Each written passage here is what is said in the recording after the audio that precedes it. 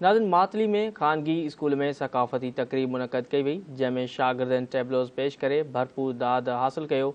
उन हवाले सां पेश आहे ग़ुलाम रसूल बलोच जी ही रिपोर्ट।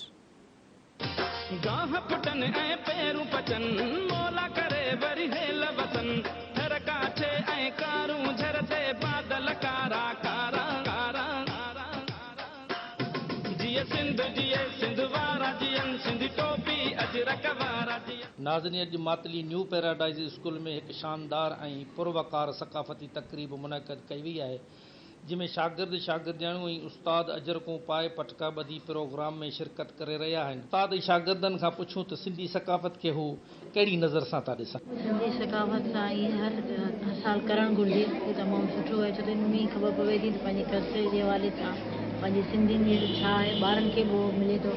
सिंधी अजरक आहे, असांजी सकाफ़त जी निशानी आहे। अगरि सिंध सकाफ़त हमेशह मल्हाईंदा आहियूं, अॻियां बि मल्हाईंदा रहंदासीं। इहा अजब टोपी असांजी सिंध सकाफ़त जी शान आहे। असांजी सकाफ़त खे उजागर करण लाइ असांजी जेका सिंधी टोपी अजरक ऐं पटको जेको आहे उन जी ऐं असांजी पंहिंजी हिकिड़ी सुञाणप आहे, उन सुञाणप खे उजागर करण लाइ असां हर साल जेको आहे सो ही प्रोग्राम हिते जेको आहे new paradise high school Matali में मल्हाईंदा रहंदा आहियूं ऐं इंशाअल्लाह ईंदड़ बि मल्हाईंदा रहंदासीं।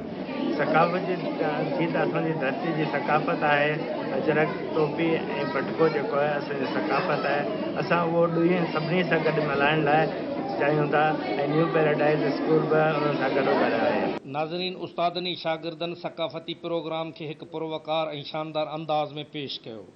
प्रोग्राम में शागिर्द तोड़े शागिर्दाणनि स्टेज ते खाका टेबलों ऐं क़ौमी गीतनि सां रक़्स करे धरती टीवीअ सां ॻाल्हाईंदे चयो त सकाफ़त असांजो रूह आहे, अजरक टोपी पटको असांजी शान आहे। सकाफ़ती ॾींहुं असांखे ईद जीअं लॻंदो आहे।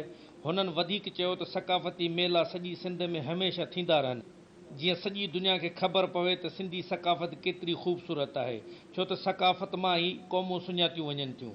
कैमरामैन लालू ठाकर सां गॾु ग़ुलाम रसूल बलोच, धरती टीवी मातली।